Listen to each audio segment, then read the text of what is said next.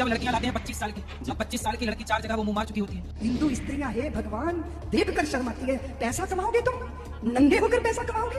अच्छे आएंगे कैसे? अच्छे आएंगे कैसे? आजकल बच्चों और बच्चियों के चरित्र पवित्र नहीं है।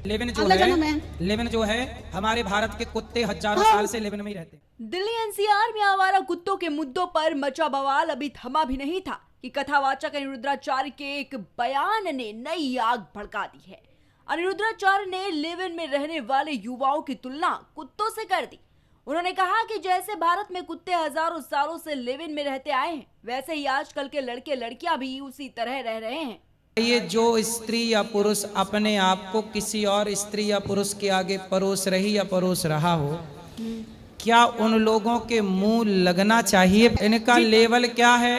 बस वही कुत्ता बिल्लियों वाला लेवल। हाँ, फिर अगले जन्म में कुत्ते होके जिन्हें घूमते हैं। भाषा में, पुरानी भाषा में कभी भी लिव इन में रहते गुरुजी, कुत्ते बन के। लेविन जो अगले है, जन्म में लेविन जो है हमारे भारत के कुत्ते हजारों साल से लेविन में ही रहते हैं। कथावाचक अनिरुद्धाचार्य अपने बयान पर यही नहीं रुकते। वो अपने शब्दों को सही साबित करने के लिए बलात्कार और बलात्कारी जैसे शब्दों का जिक्र करते हुए कहते हैं कि अभिव्यक्ति की आजादी के नाम पर आप कुछ भी नहीं कर सकते हैं। कथावाचक का ये बयान आप भी सुन लीजिए। कुछ महिलाएं, कुछ पुरुष लिव इन का सपोर्ट कर रहे हैं, कह रहे हैं कि कोई कैसा भी रहे, आपको क्या। तो फिर बलात्कारी बलात्कार करे तो फिर कहे कि भाई हम जो कर रहे हैं हमें करने दो।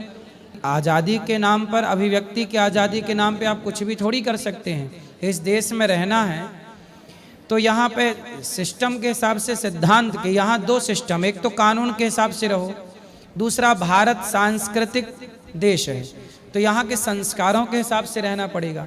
यहाँ के संस्कार ये आज़ादी नहीं देते कि आप गलियों में खड़े होके और मनमाना आचरण करने लग जाएं। कथावाचक अनिरुद्धाचार्य को ये समझना होगा कि बलात्कार और लिव इन में रहना दोनों अलग अलग होते हैं। अनिरुद्धाचार्य अपने ताजा बयान दो तरह के सिस्टम की बात करते हैं, पहला कानूनी और दूसरा सांस्कृतिक सिस्टम। और इन दोनों का जिक्र करते हुए वे कहते हैं कि हमारा संस्कार और सांस्कृतिक हमें लिव इन में रहने की इजाजत नहीं देते, लेकिन बाबा को ये समझना होगा कि देश के किसी भी कानून में नहीं लिखा है कि लिव इन में रहना गैर कानूनी है। बाबाओं कथावाचकों के द्वारा लड़के और लड़कियों पर की गई टिप्पणियां के कई वीडियो सोशल मीडिया पर पहले भी वायरल होते आए हैं। उनके साथ साथ प्रेमानंद महाराज के साथ ही साध्वी रिदम्बरा के नाम भी इस लिस्ट में शुमार है, जिनके बयान पर जमकर गदर मचा हुआ है। नमस्कार, मैं एडवोकेट नितिन चतुर्वेदी। देखिए, हमारे देश की जो सर्वोच्च न्यायालय है, सुप्रीम कोर्ट, उसने लिव इन पे एक आदेश किया था कि जो एक लड़का लड़की अगर साथ में रह रहे हैं तो उसको अवैध नहीं घोषित किया जा सकता। इस तरह सुप्रीम कोर्ट ने यह भी कहा कि अगर 2 साल तक लड़का लड़की एक साथ रहते हैं तो वो एक दूसरे के ऊपर किसी तरह के बलात्कार का आरोप नहीं लगा सकते, क्योंकि सुप्रीम कोर्ट ने ये माना है कि अगर 2 साल आप स्वेच्छा से रह रहे हैं तो ये माना जा सकता है कि आपके बीच में जो भी संबंध बने वह वैध है और उसमें आप एक दूसरे के ऊपर किसी तरह का कोई भी आरोप, बलात्कार का या अन्य किसी तरह का कोई भी आरोप नहीं लगा सकते। ये सुप्रीम कोर्ट का कहना है। सुप्रीम कोर्ट हमारे देश का सर्वोच्च न्यायालय है और उसका जो कथन है वो पूर्णतया तथ्यों और आधारों पर आधारित है। इससे पहले भी कथावाचक अनिरुद्धाचार्य ने लिव इन रिलेशनशिप और शादी की उम्र को लेकर अपना ज्ञान दे दिया था। कथावाचक अनिरुद्धाचार्य की ओर से एक धार्मिक आयोजन में कथित तौर पर कहा है कि 25 साल की अविवाहित लड़कियों का चरित्र ठीक नहीं होता। लड़कियों की शादी 14 वर्ष की उम्र में हो कर देनी चाहिए, इससे वे परिवार में अच्छे में घुल मिल सके। और उनके बयान को लेकर महिलाओं में भारी आक्रोश भी है।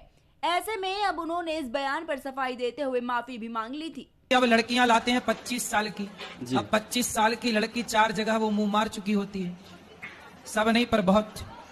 और वो 25 साल की जब तक आती है तो पूरी जवान होके आती है।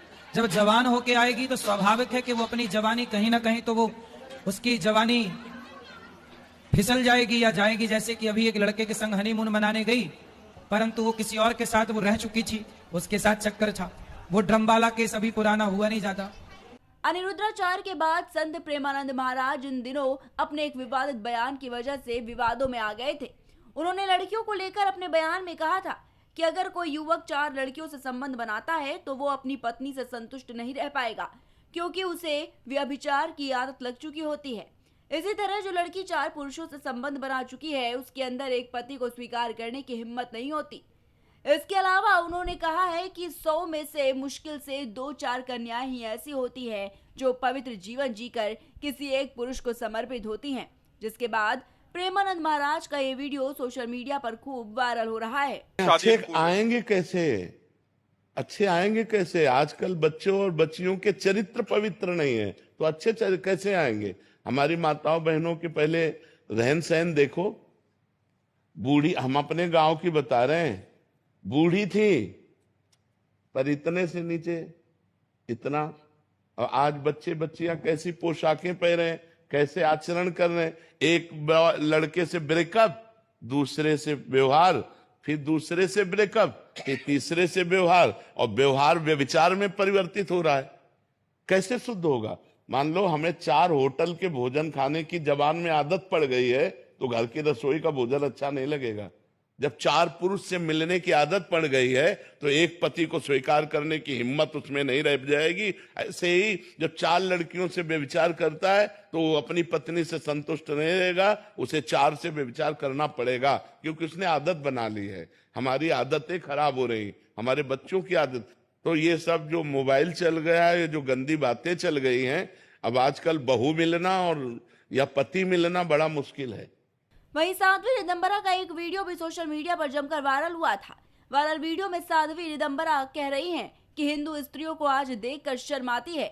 नंगे होकर पैसा कमाओगे, गंदे ठुमके लगाकर पैसा कमाओगे, गंदे गाने गाकर पैसा कमाओगे। मुझे समझ नहीं आता कि उनके पतियों को ये स्वीकार कैसे हो जाता है, उनके पिता इसे कैसे स्वीकार कर लेते हैं। हिंदू स्त्रियां है भगवान, देखकर शर्म आती है। पैसा कमाओगे तुम, नंगे होकर पैसा कमाओगे, गंदे ठुमके लगाकर, गंदे गाने गाकर। मुझे समझ नहीं आती उनके पतियों को ये स्वीकार कैसे है, उनके पिताओं को ये स्वीकार कैसे है। बाबा निरुद्राचार्य के विवादित बयान ने एक बार फिर ये सोचने पर मजबूर कर दिया है कि क्या महिलाओं की आजादी और उनके फैसलों पर अब धर्मगुरु सवाल उठाएंगे। कभी लिव इन को कुत्तों से जोड़ना, तो कभी लड़कियों के चरित्र पर टिप्पणी करना। ये वही देश है जहां नारी को देवी का दर्जा दिया जाता है, मगर मंच से उसे अपवित्र कहने की होड़ सी मच गई है। संस्कार और संस्कृति की दुहाई देकर महिलाओं को नियंत्रित करने की ये सोच न सिर्फ पिछड़ी है, बल्कि संविधान की आत्मा के खिलाफ भी है। धर्म अगर मर्यादा सिखाता है, तो सबसे पहले वही मर्यादा इन धर्म गुरुओं को खुद सीखनी होगी। Desk report, prime TV.